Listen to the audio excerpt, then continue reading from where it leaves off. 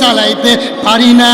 আল্লাহর সাথে যোগাযোগ আমার যদিও ভালো না, কিন্তু আমি হাল ছাড়ি নাই, ধরে রাখছিলাম। আর বলছি, মালিক তুমি যদি দিতে পারো তোমার কেউ বাধা দিবে না রে মালিক। তুমি একটু আমারে বাচ্চা দাও, আমার সংসারটা বেদনাময়, আমার স্বামী আমারে দেখতে পারে না, মানুষ আমাকে বিভিন্ন বন্দা নারী বলে গালি দেয়, আমি কষ্ট পাই। মালিক হয়তো আমি কোনো অপরাধ করে ফেলেছি, অন্যায় করে ফেলেছি, আমার অন্তরের সাথে জুলুম করেছি রে মালিক। আমি গোপনে গোপনে তওবা করলাম, কেউ আমারে দেখে না। মালিক রে, আমি জানি তুমি দিবা না, তবে আমিও জানি আমার মালিক আর রহমানির রহিম, আর রহমানির রহিম। আমার মালিক ইচ্ছা করলে আমারে বাচ্চা দিতে পারে। মুনাজাত ধরলাম, রে মালিক তুমি আমারে একটি মাত্র বাচ্চা দাও। আমার আল্লাহ ডাক দিয়ে বলে, মহিলা রে, যখন তুমি আমাকে শুনেছ আমি বাচ্চা দেব না আলহামদুলিল্লাহ বলেছ রে মহিলা, তখন থেকে সিদ্ধান্ত নিয়েছি তোমারে শুধু বাচ্চা দেব না, তোমার পেটে আমি আল্লাহ একটা ওলি বানাইয়া দেব।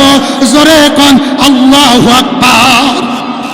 ইয়া আদামা উসকুন আনতা ওয়া যাওজুকাল জান্নাত। আদম আলাইহিস সালামের ব্যাপারে অনেক কথা আসছে।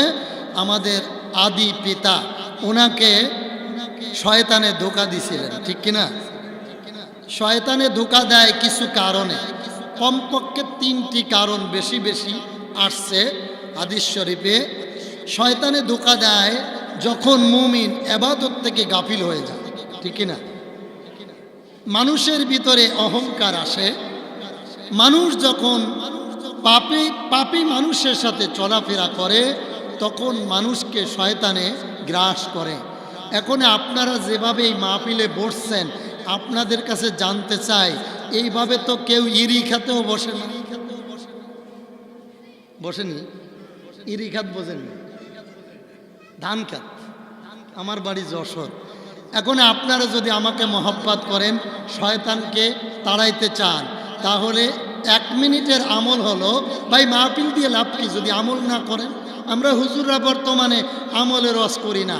আমি ওহাবি, চুন্নি, খারেজি, আলিয়া, কওমিয়া, আওয়ামী লীগ, বিএনপি, খালেদা, আসিনা, এইভাবে আলোচনা করে 1 ঘন্টা কয়ে কয় দেন 50,000 টাকা। লাভ আছে কোনো? আমি মনে করি যে হুজুরের টাকা দাবি করে নিব, ওটা কুরবানির গরু ছাড়া কিচ্ছু না। কথা কয় না, কথা কয় না। এই জন্য আমি বলবো, আমি ওয়াজ করি, চেয়ারে যখন বসি মনে মনে ভাবি হক কথা বলবো, এরা যেন জীবনে আমারে দাওয়াত না দেয়। কথা কয় না? কারণ রিজিকের মালিক আমি হক কথা বলবো, এইখানে দাওয়াত হবে না, কিন্তু আশেপাশে হবে। কয় তো অতএব আমিও কোনো কন্ট্যাক্ট করি নাই। হ্যাঁ, আমার একটা মাহফিল আছে সৈয়দপুর, বলছে হুজুর আপনার আগে আপনি কিছু টাকা পাঠাই দিই, আর নয় বিমানে আসবেন টিকিট দিই। আমি কইলাম আমি এত বড় হুজুর না, আমি আসবো, আলোচনা শোনার পরে আপনারা বসে কয়েকজন বলবেন আমি কয় টাকার হুজুর, এই টাকা দিবেন। কথা কয় না, কথা কয় না। তা আপনারা ঠিক বলতেছেন, কিন্তু প্রথম আমলটা এখনো হয় না।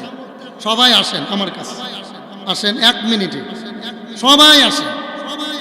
আর মাহফিলে চেয়ার দেওয়া সম্পূর্ণ নিষেধ, মাহফিলের নূর নষ্ট হয়ে যায়। আমি জানি যারা চেয়ারে বসছেন ওরা মান্যগণ্য, আমার তো মান্যগণ্য এখনো কেউ নেই। আমি জানি আমার থেকে বড় বড় হুজুর বসে আছে, কিন্তু এখানে এই মুহূর্তে 1 ঘন্টায় আমি সকলের উস্তাদের আব্বা। কথা কয় না? আমি কি উস্তাদ না, আমি আপনাদের আব্বা। অর্থাৎ মহব্বতের সামনে বসে এখনো কিন্তু আসে নাই, শীত তো পড়ে নাই।